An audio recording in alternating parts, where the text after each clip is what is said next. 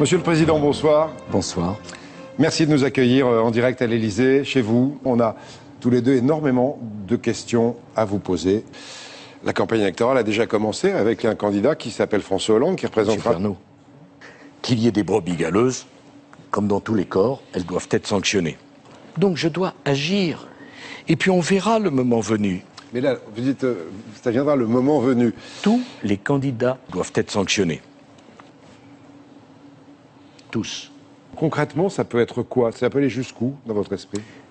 Ils savent que 5% d'entre eux termineront l'année soit morts, soit blessés grièvement.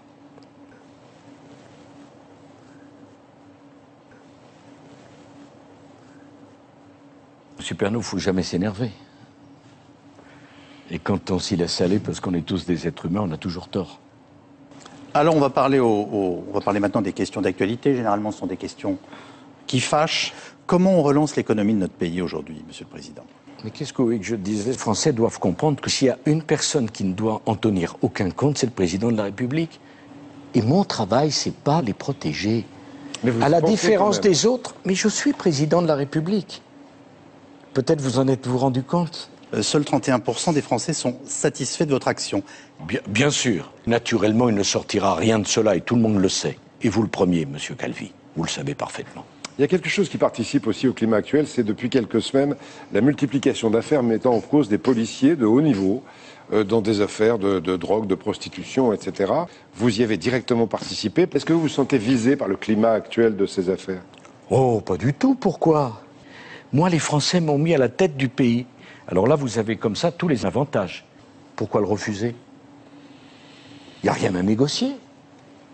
Vous savez, un président de la République, ça doit rendre des comptes. Je m'y refuse. Et la transparence, non.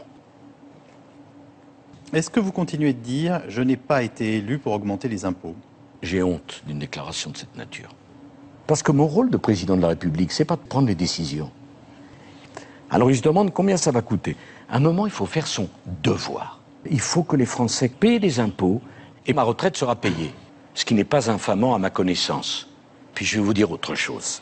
Avant de célébrer la naissance de notre enfant... Elles vont bien? Puisque vous m'avez donné l'occasion d'en parler, peu importe. Vous voulez que je vous dise que nous allons nous séparer? La réponse est oui. Regardons les choses telles qu'elles sont.